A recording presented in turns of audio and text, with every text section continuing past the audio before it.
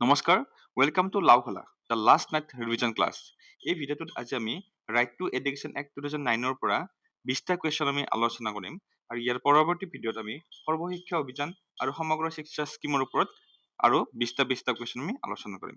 চ' পলম নকৰি আজি ৰাইট টু এডুকেশ্যন এক্টৰ ওপৰত ইয়াৰ প্ৰথম কুৱেশ্যনটো আমি আৰম্ভ কৰিছোঁ। Which article of the Indian Constitution makes the right to education a fundamental right? ইয়াৰ এনচাৰটো আমি সকলোৱে জানো। ইয়াৰ শুদ্ধ এনচাৰটো হ'ব option number B, article 21A। আৰু এইটো 86th এমেণ্ডমেণ্টৰ দ্বাৰা 86th এমেণ্ডমেণ্ট এক্টৰ দ্বাৰা সোমোৱা হৈছিলে। ঠিক আছে, এইটো কুৱেশ্যনত আহি থাকে যে কিমান নম্বৰ সংশোধনীৰ জৰিয়তে ৰাইট টু এডুকেশ্যনটো আমি ফাণ্ডামেণ্টেল ৰাইট হিচাপত ভৰোৱা হৈছিলে, যে 86th এমেণ্ডমেণ্ট এক্টৰ জৰিয়তে। Next question number 2, in which year did the right to education act officially came into force in India? কিমান চনত right to education act টো অফিচিয়েলি লাগু হৈছিল, মানে ষ্টাৰ্ট হৈছিল? এইটো হ'ব অপশ্যন নম্বৰ বি, 2010 চন। ঠিক আছে, 1 এপ্ৰিল 2010 চন। 1 এপ্ৰিল 2010 চনৰ পৰা এইটো ষ্টাৰ্ট হৈছিলে। ঠিক আছে। Next, question number 3. The Right to Education Act 2009 guarantees free and compulsory education to children up to what classes? The Right to Education অধীনত কোনটো ক্লাছলৈকে ফ্ৰী আৰু কম্পালসৰি এডুকেশ্যন বাচ্চাবিলাক দিয়া হয়? ইয়াৰ শুদ্ধ এনচাৰ হ'ব অপশ্যন নম্বৰ বি, ক্লাছ 8, মানে class 1 to class 8 লৈকে ফ্ৰী আৰু কম্পালসৰি এডুকেশ্যন প্ৰভাইড কৰা হয়। Next, question number 4. Under the RTE Act, what is the age bracket for free and compulsory education for children with special needs?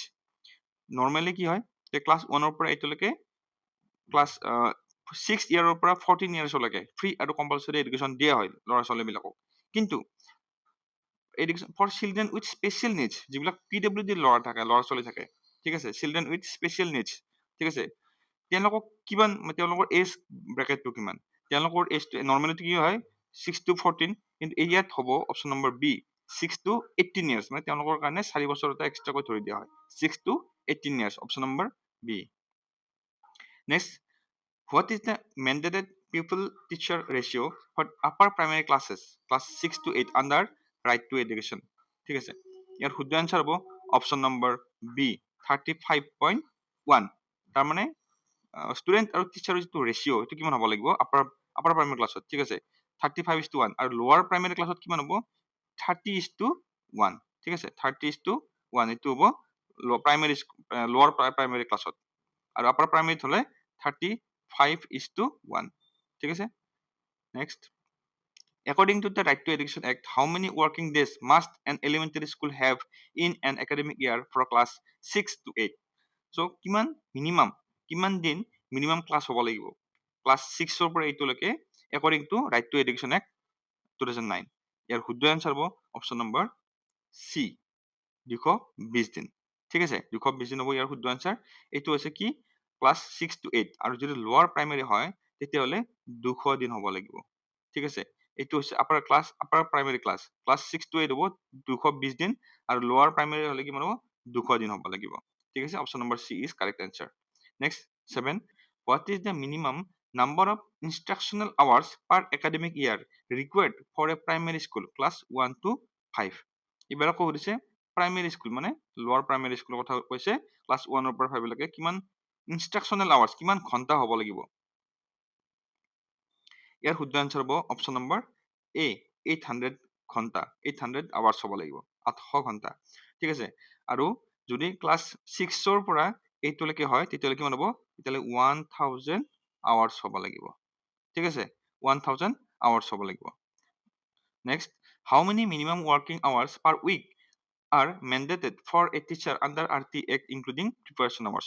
মানে এজন টিচাৰে minimum working hours কিমান হ'ব লাগিব teacher একজনৰ? ঠিক আছে, ইনক্লুডিং প্ৰিপাৰেশ্যন আৱাৰ্ছ, চব মিলি কেনে, তেওঁ যিটো নিজে ষ্টাডি কৰিব গোটেইখিনি মিলি কেনে, ইয়াৰ শুদ্ধ আনসাৰ হ'ব অপশ্যন নম্বৰ চি, 45 আৱাৰ্ছ। ঠিক আছে।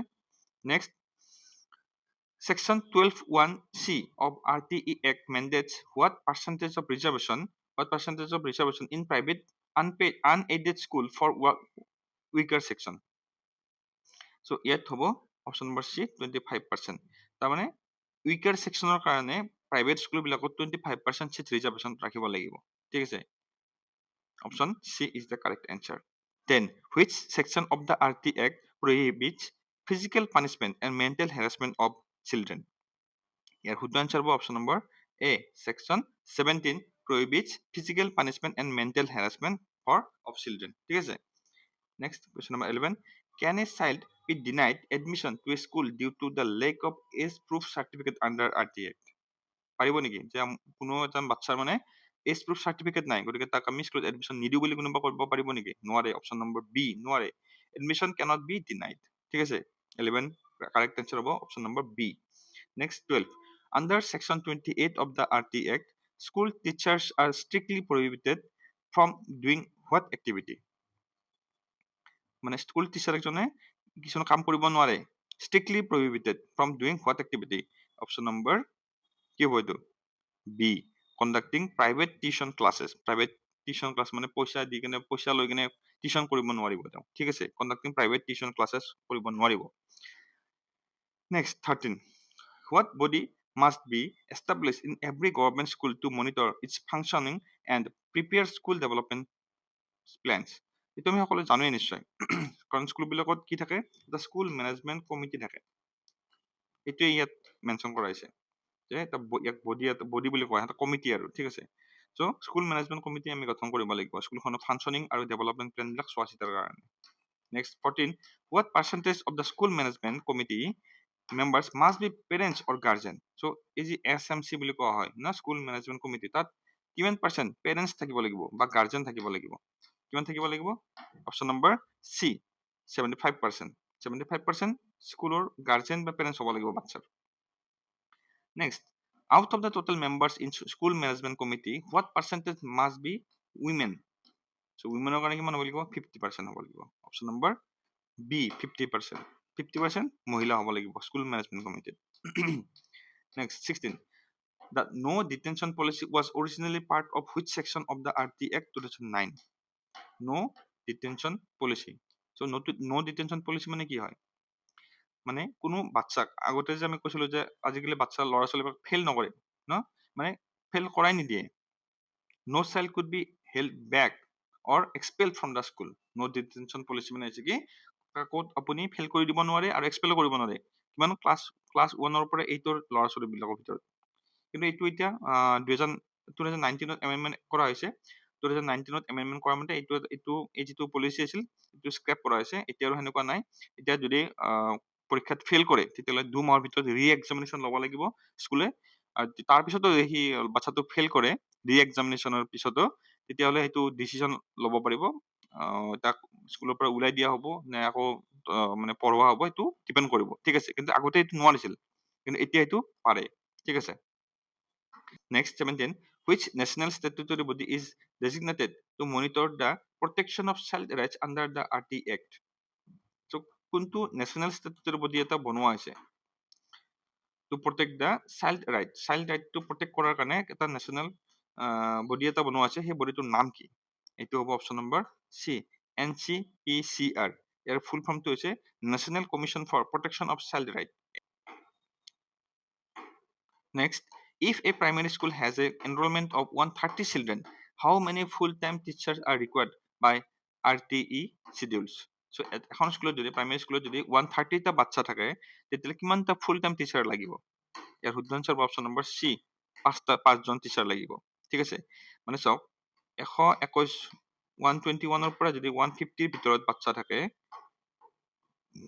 তেতিয়াহ'লে 5টা লাগিব তাৰমানে এনেকুৱা কথাটো যে এনেতো আমি আগতে চাইছিলো ৰেচিঅ'টো কিমান আছিল 30:1 আছিলে লোৱাৰ প্ৰাইমেৰী কাৰণে ন কিন্তু এতিয়া যদি 120 জনৰ ওপৰত হৈ যায় বাচ্চা তেতিয়াহ'লে 150 হলেতো কিমান 5 জনেই হ'ব 30 যদি ৰেচিঅ' হয় গতিকে কিন্তু 120 জনৰ ওপৰত হলে তেতিয়াও 5 জনে লাগিব মানে 120 পৰা 150 ৰ ভিতৰত 5 জন টিচাৰ লাগিব ঠিক আছে confused নহব next 19 what type of curriculum does the RT Act recommended for elementary education কোনে ধৰণৰ কাৰিকুলাম RT Actৰ দ্বাৰা এলিমেণ্টাৰী এডুকেশ্যনৰ কাৰণে ৰিকমেণ্ডেড কৰা হয় ইয়াৰ শুদ্ধ answer option number B child centred and anxiety free through CCE ঠিক আছে child centred and anxiety free next 20 within what distance from a child residence should A primary school be ideally located according to RT guidelines. মানে এখন RT guidelinesৰ মতে এজন বাচ্চাৰ ঘৰৰ পৰা কিমান কিলোমিটাৰৰ ভিতৰত এখন